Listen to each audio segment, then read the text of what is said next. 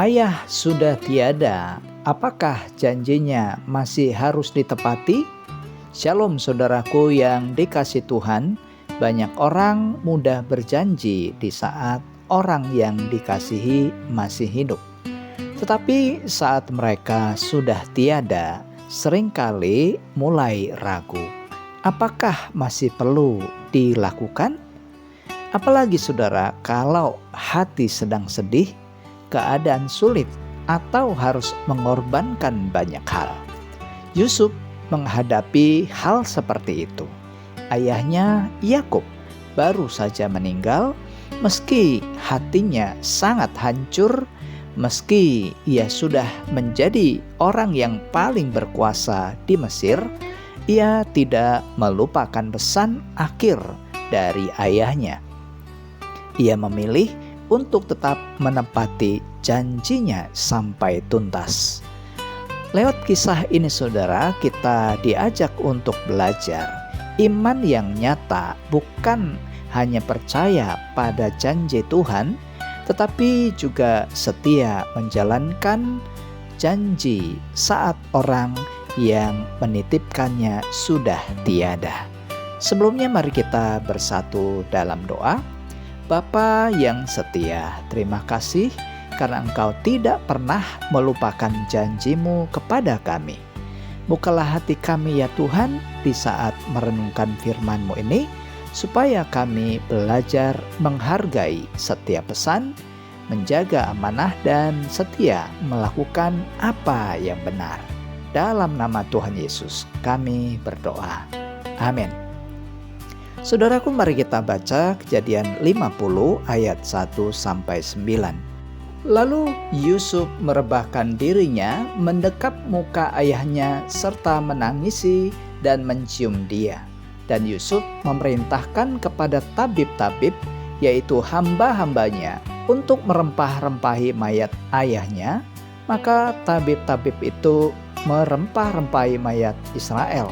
Hal itu memerlukan 40 hari lamanya, sebab demikianlah lamanya waktu yang diperlukan untuk merempah-rempahi, dan orang Mesir menangisi dia 70 hari lamanya. Setelah lewat hari-hari penangisan itu, berkatalah Yusuf kepada seisi istana Firaun, "Jika kiranya aku mendapat kasih-Mu, katakanlah kepada Firaun bahwa ayahku telah menyuruh aku bersumpah," katanya, "tidak lama lagi aku akan mati. Dalam kuburku yang telah kugali di tanah Kanaan, disitulah kau kuburkan aku. Oleh sebab itu, izinkanlah aku pergi ke sana, supaya aku menguburkan ayahku, kemudian aku akan kembali." Lalu berkatalah Firaun, "Pergilah ke sana dan kuburkanlah ayahmu itu, seperti yang telah disuruhnya engkau bersumpah." Lalu berjalanlah Yusuf ke sana untuk menguburkan ayahnya, dan bersama-sama dengan dia berjalanlah semua pegawai Firaun, para tua-tua dari istananya, dan semua tua-tua dari tanah Mesir, serta seisi rumah Yusuf, juga saudara-saudaranya dan seisi rumah ayahnya. Hanya anak-anaknya serta kambing domba dan lembu sapinya ditinggalkan mereka di tanah Goshen. Baik kereta maupun orang-orang berkuda turut pergi ke sana bersama-sama dengan dia, sehingga iring-iringan itu sangat besar. Saudaraku yang kasih Tuhan, 3 kebenaran sejati yang kita temukan di ayat ini. Yang pertama, meski hati sedih, janji tidak boleh dilupakan di ayat 1-3. Saat ayahnya meninggal, Yusuf tidak menyembunyikan kesedihannya, saudara. Ia menangis, mencium jenazah ayahnya, dan merawatnya dengan sangat hormat. Meski hatinya sedang berduka, ia tidak membiarkan kesedihan itu membuatnya lupa pada pesan terakhir ayahnya. Bagi Yusuf, permintaan ayahnya bukan sekedar keinginan biasa. Itu berkaitan dengan janji besar yang Allah berikan kepada keluarga mereka. Menempati pesan ayah berarti juga menghormati janji Tuhan yang dipercayakan kepadanya. Kadang saudara, saat kita sedang sedih, kecewa atau kaget, kita jadi mudah melupakan hal-hal penting. Tapi iman mengajarkan kita, perasaan boleh berubah, tapi kebenaran dan janji yang sudah kita pegang haruslah tetap dijaga. Firman Tuhan juga mengajarkan bahwa menghormati orang tua adalah perintah yang mulia dan berkenan di hadapannya. Itulah yang tertulis di dalam Keluaran 20 ayat 12. Hormatilah ayahmu dan ibumu, supaya lanjut umurmu di tanah yang diberikan Tuhan Allahmu kepadamu. Dan yang kedua saudara, punya kuasa besar, tetap rendah hati dan jujur di ayat 4-6. Sebagai orang nomor 2 di Mesir, Yusuf sebenarnya bisa saja langsung pergi tanpa bertanya. Tetapi ia tidak berbuat semaunya sendiri saudara. Ia datang dengan sopan kepada Firaun sebagai raja pertama, penguasa pertama, berbicara jujur tentang alasannya dan meminta izin dengan rendah hati. Ia tidak menyalahgunakan kekuasaan yang dimilikinya dan tidak malu mengakui janji yang pernah diucapkan pada ayahnya. Yusuf percaya kalau apa yang dilakukannya itu adalah benar. Tuhan pasti akan membuka jalan. Dan benar saja saudara, Firaun pun mengizinkannya dengan senang hati. Begitu jugalah saudaraku dalam hidup kita.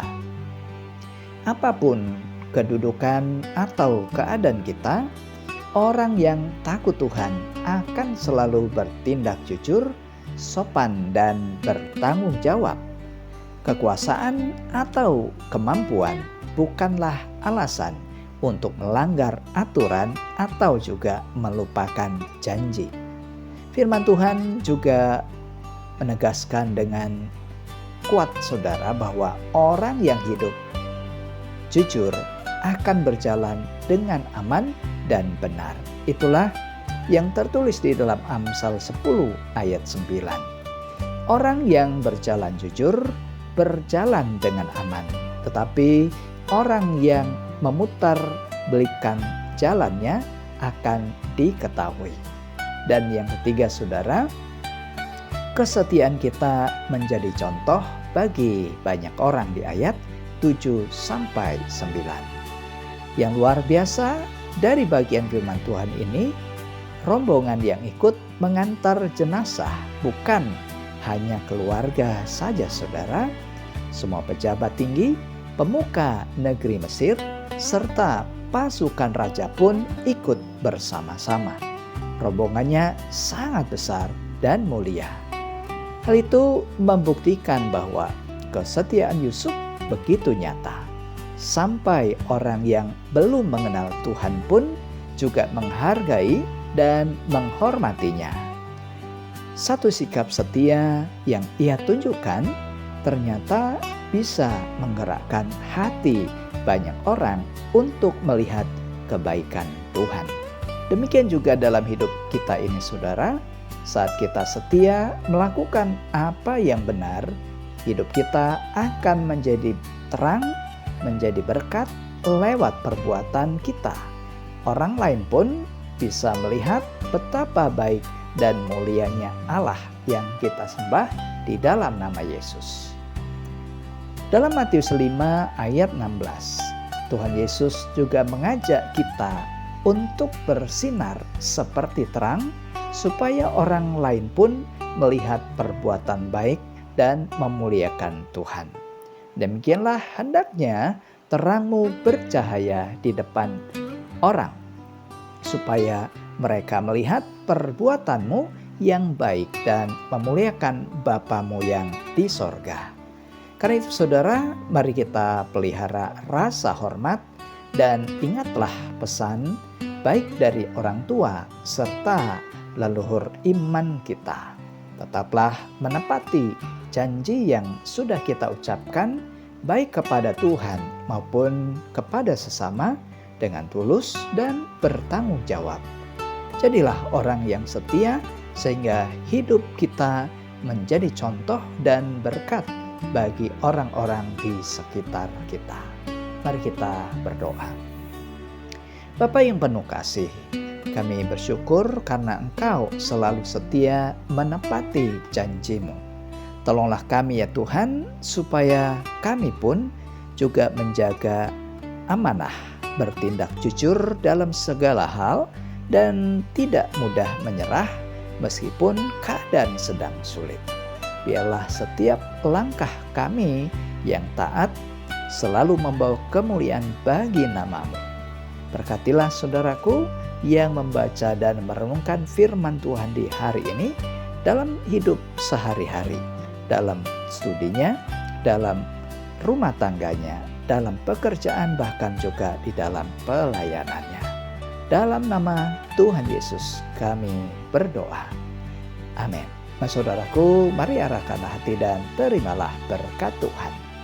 Kiranya Tuhan memberkati saudara, menguatkan tangan saudara untuk menjalankan apa yang benar dan menjadikan hidup saudara berkat bagi banyak orang. Dan biarlah kasih karunia Tuhan Yesus Kristus dari Allah Bapa dan persekutuan dengan Allah Roh Kudus menyertai saudara sekalian dari saat ini sampai selama-lamanya. Amin.